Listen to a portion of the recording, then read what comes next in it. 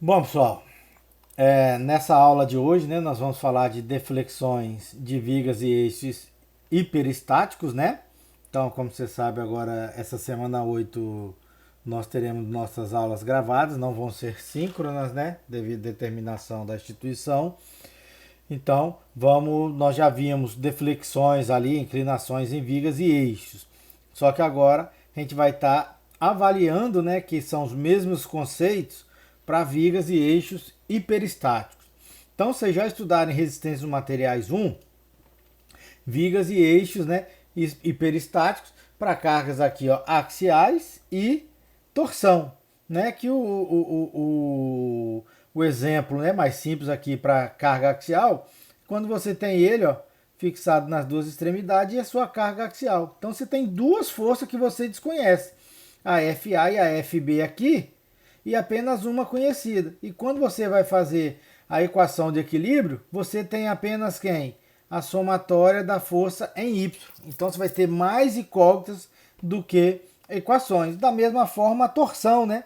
Aqui você tem a reação da tração em A e aqui a de B, né? E a torção aqui T aplicado. Então você vai ter duas incógnitas, TA e TB, para apenas, né, uma ali que é a somatória ali dos torções. Então, vigas, né, hiperestáticas, né, ou a viga estaticamente indeterminada, que é a mesma coisa, é quando a gente vai estar o quê?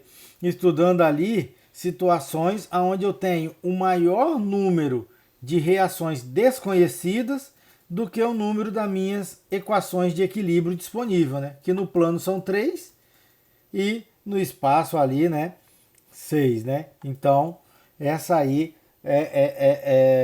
é a forma que a gente vai estar trabalhando, né, agora para esse tipo ali de vigas e eixos.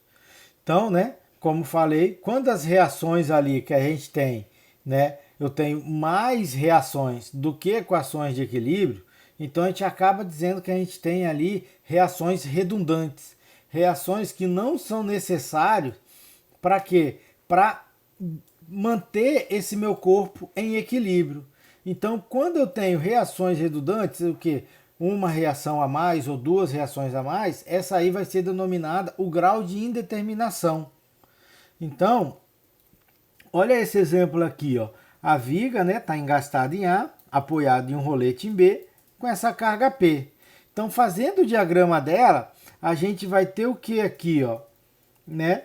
As forças AY, AX e momento em A, que são as três, né, devido ser engastado, e o BY, certo? Então, observe que a gente tem o que? Quatro reações de apoio desconhecidas. Então são quatro reações conhecidas. E a gente consegue o que? Apenas três equações de equilíbrio, que é somatório das forças em X, somatório da força em Y e somatório das forças e somatório dos momentos, né? Que são tudo igual a zero. Então, como eu tenho quatro desconhecidas e três equações de equilíbrio, então eu vou ter o que? Tenho uma reação que é redundante. Então, nesse caso, essa minha viga é classificada como indeterminada de primeiro grau. E agora, quais que são essas minhas reações redundantes? Então, observe, como falei, eu tenho somatório em x, y e z. As que são redundantes é quem? É o momento em A, o AY e o meu BY. Por que, que o meu AX não é? Porque o meu AX, né, não posso considerar ele redundante, porque ele é a única força que vai entrar aqui, ó, na minha equação de equilíbrio, que é a somatória das forças em x igual a zero. As outras, elas estão envolvendo aqui a somatória de y igual a zero, que é o AY e o BY, e o momento, que é o momento e essas outras forças. Então, o AY, o BY e o momento ali em A, elas são reações redundantes. O que significa que sem uma delas, o meu corpo vai permanecer em equilíbrio. Mesmo sem ter uma delas, o meu corpo permanece em equilíbrio.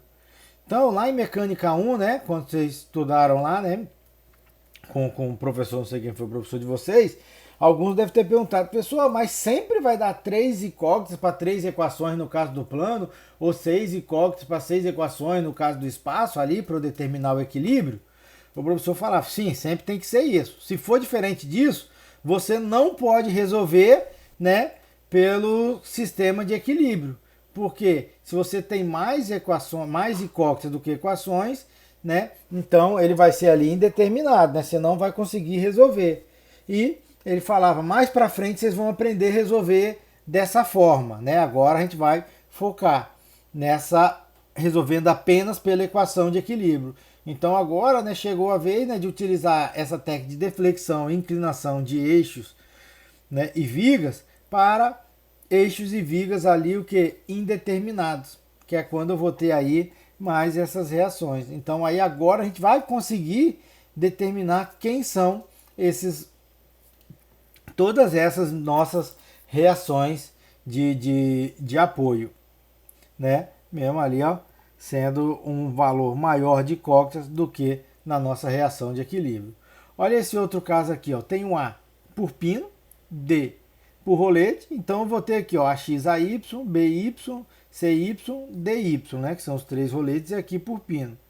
Então eu tenho, são o quê? 5 incógnitas para quem? Para 3 equações. Então, nesse caso, é uma, né, indeterminação de segundo grau. E quais são as redundantes? Ó, o x ele vai atender o meu somatório das forças em x é zero. Então, nesse caso, eu tenho quem? O AY, o BY, o CY e o DY. Certo? Então, ali, né, a gente depois vai estar trabalhando, né, a nossa condição ali de compatibilidade, as condições de contornos, né, para estar determinando ali quem são essas reações, né, que vão ficar em função ali do nosso momento interno, para depois utilizar as equações de equilíbrio e determinar as outras, né, os restantes, né. Então, a gente vai utilizar o mesmo procedimento que a gente utilizou lá para deflexão e inclinação de eixo, para quem? Para determinar essas reações, né, de vigas e eixos hiperestáticos. E são as técnicas de integração, que atende todos, o momento de área e o método de superposição. São essas 3 técnicas que a gente vai ver nessas aulas de agora e nas próximas 2 aí, videoaula. Então, agora determinando aqui, utilizando o método de integração direto. Então, né, a gente viu ali o método de integração direto, a gente vai ter o que? Requer integrações dessa equação diferencial, né? D ao quadrado V sobre dx ao quadrado, que é igual ao momento interno vezes o EI.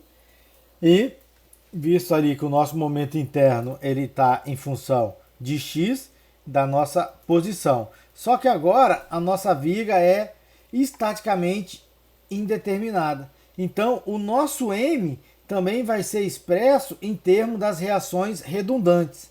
Igual eu falei, eu tenho ali 4 reações, né, que são redundantes. Então, eu vou, se é de primeiro grau, eu vou ter apenas uma, né, que vai ser a redundante escolhida, na qual ela vai fazer parte desse meu momento. Fazendo, após integrar, né, 2 vezes essa nossa equação, a gente vai ter 2 constantes de integração e a nossa reação redundante para determinar. Então, né, eu vou ter essas 3 ali incógnitas, que a gente vai poder determinar ela através de quem? Das condições de contorno, das condições de continuidade aí do nosso problema. Olha esse caso aqui, ó, né? Eu tenho essa minha viga engastada em A, em B por rolete, né? A gente já viu que aqui eu tenho o AX, o AY, momento em A e o BY, e aqui a carga distribuída que tem dela. Então, o AX não faz parte, já que é a somatória das forças em X, né? Eu já aqui já até determino que o AX é zero. Então eu tenho quem? AY, BY e o momento em A, que são o quê? Redundantes. Então, eu vou o quê? Escolher, né? Uma dessa ali, minha reação redundante, pode ser o AY, o BY, o momento, né? E a gente vai fazer o quê? Determinar o momento interno aqui, ó, nessa minha viga, para quê? E ele vai ser escrito em termos de quem? Além do meu x ali, de quem? Da minha reação redundante. Então, quando eu vou integrar ali em relação ao movimento, o deslocamento, além das duas constantes de integração, a gente vai ter quem? Essa reação redundante. E para isso, né, para determinar, a gente vai utilizar nossas condições de contorno. Né? Como eu vou ter mais reações, eu vou ter mais condições de contorno. Nesse nosso caso, ó, eu sei o quê? Ó? Que quando o meu x é zero, aqui, o meu deslocamento ele é o quê? Né? Ele é zero. Como ele está engastado, em meu x0, eu sei que o quê? A minha inclinação ela é o quê? Ó? Ela é zero. Beleza? E aqui, como ele está apoiado, eu sei que para o meu x igual a L, o meu deslocamento ele vai ser o quê? Ó? Zero. Então, vou ter essas três condições de contorno para eu substituir nas integrações, né, da minha equação de relação do momento de deslocamento, aonde eu vou conseguir essas minhas três, né, incógnitas, né, que vai ser uma reação redundante e as duas constantes de integração. Olha esse exemplo aqui, ó.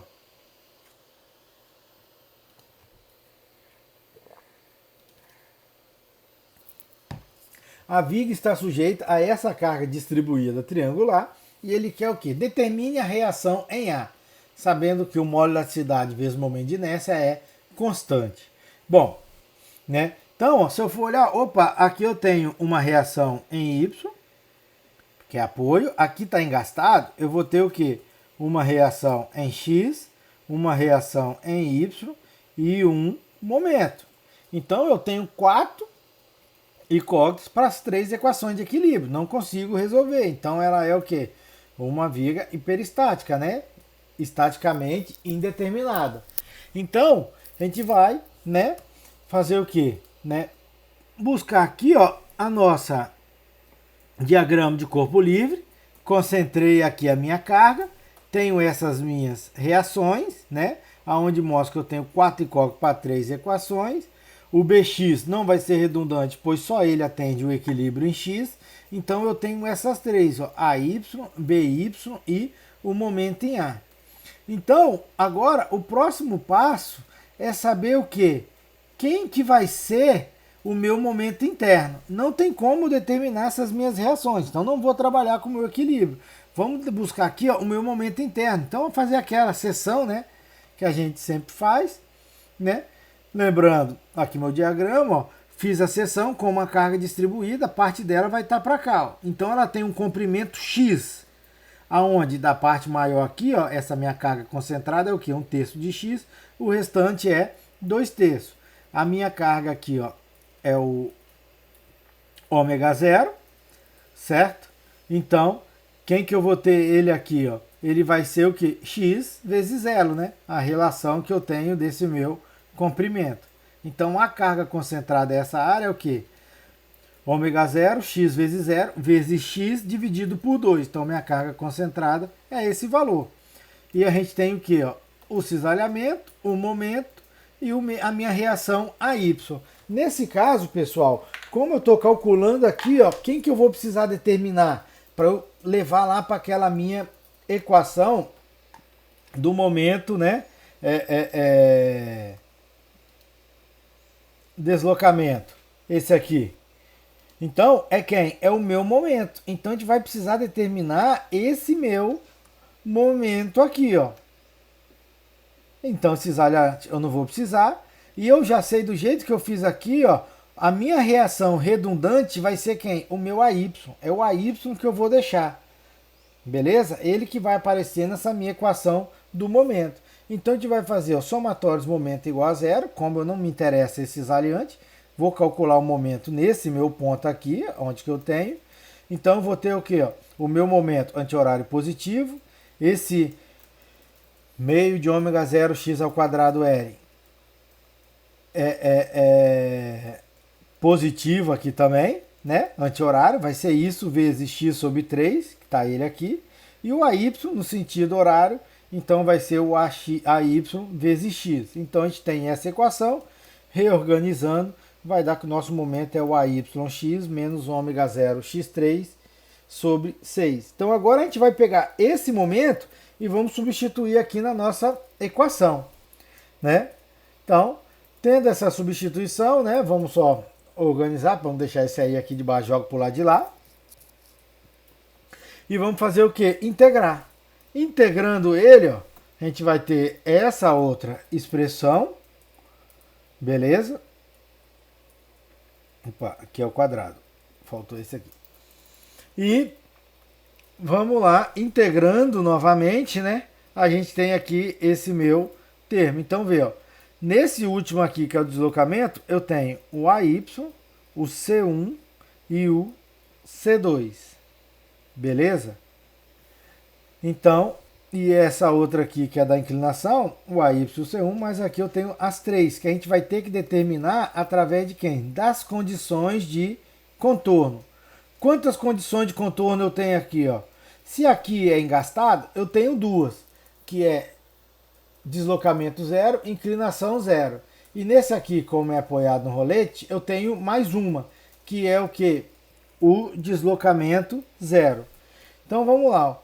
O meu x está crescendo aqui da esquerda, né? Então para o x0, o meu deslocamento é zero.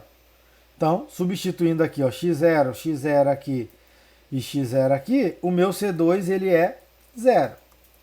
E aqui, ó, para o meu x igual a L, a minha inclinação é zero. Então, vou pegar aqui, vou substituir L no meu x, eu vou ter o AY e o C1, né? Então, vou ter essa minha equação. E a minha outra condição aqui, que é quando o meu x é L, o meu deslocamento aqui em B é zero. Então, nesse aqui, vamos colocar aqui o L no x e ter o meu deslocamento em B. Só que a gente já sabe que esse C2 aqui ele vai ser o quê? Zero. Então, com essas três equações aqui, né? Na verdade, C2 é zero aqui, já entra zero, vai ser essas duas. A gente vai conseguir determinar quem é o nosso AY, o nosso C1 e o C2, né? Que já estava fácil da gente saber ele ali.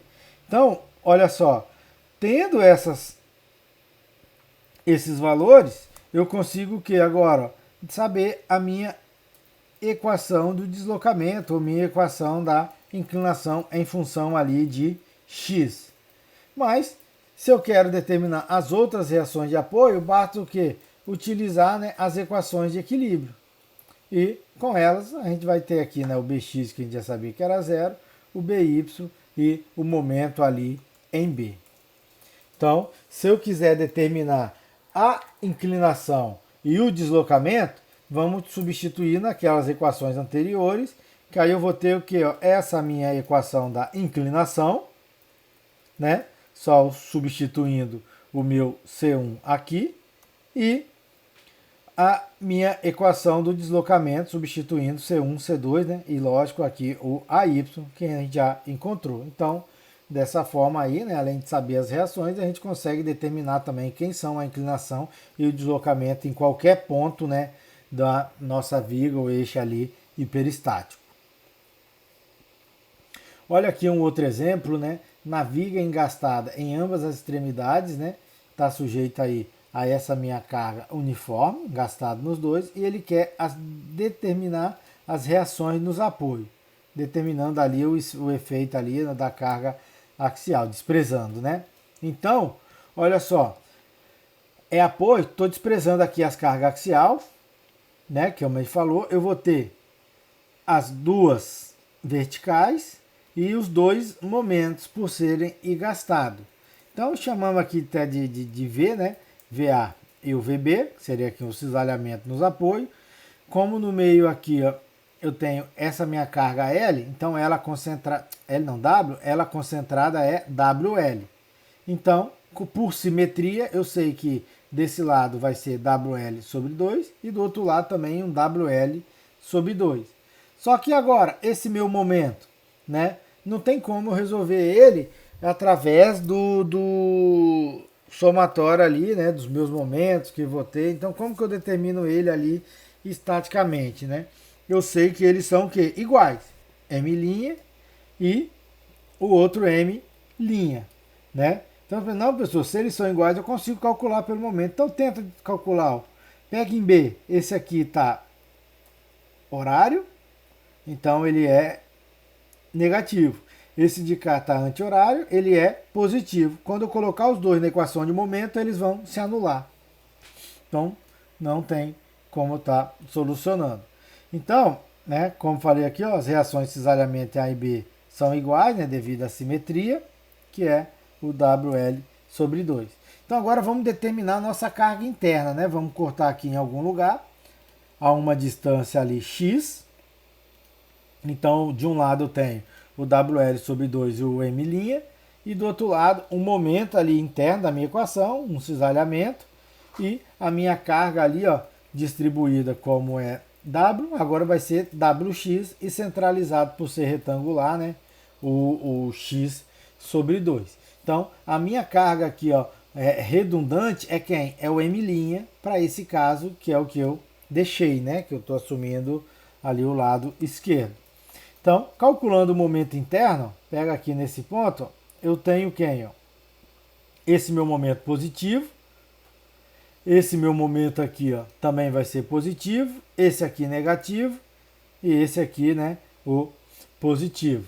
Então, reorganizando, né? Então, esse aqui que era positivo fica negativo, esse que era negativo fica, esse que era negativo, esse aqui negativo, né? Bom, agora a gente vai o que, né? Eu vou ter a minha equação aqui do momento. Então agora eu vou pegar essa equação do momento, né, e vou substituir lá naquela equação que a gente tem de momento de formação. Beleza? Então, substituindo, a gente vai ter, né, essa nossa equação aqui e integrando, teremos essa aqui de baixo, onde eu vou ter aqui o C1, integrando novamente, vamos ter aqui, né, ela aqui com o C2. Então, a gente tem as três incógnitas, M', C1 e o C2. Então, para determinar, vamos ter que analisar quem? As condições de contorno, né? E o que eu sei das minhas condições aqui de contorno? O deslocamento aqui é zero, o deslocamento aqui é zero, além da inclinação em A é zero e da inclinação em B também ser zero. Só que a gente precisa determinar apenas quem? Três condições de contorno. Então vamos, em x0 o V é zero, então substituindo tudo aqui, ó, a gente tira que C2 vai ser zero. A inclinação em x0 vai ser zero. Então, colocando aqui o x0, a gente também vai determinar que um C1 é zero. E agora, por último, né, pega o deslocamento aqui vai ser zero para x igual a L. Então, dessa forma, né, analisando, a gente determina o que as nossas condições de contorno aqui vai ser o que, né, o nosso momento W, L ao quadrado sobre 12.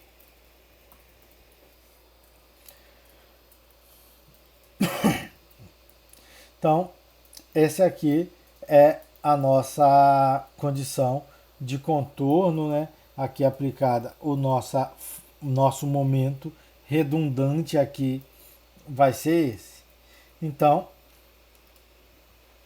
pessoal, dessa forma a gente calcula, né? Determina ali, né? Através do método da integração direta, todos aqui os nossos valores. Querendo, né? Depois eu venho que, opa, vou substituir aqui nas minhas contas, né? Quem que é cada um deles e consigo determinar quem que é a minha inclinação e quem que é a minha deflexão.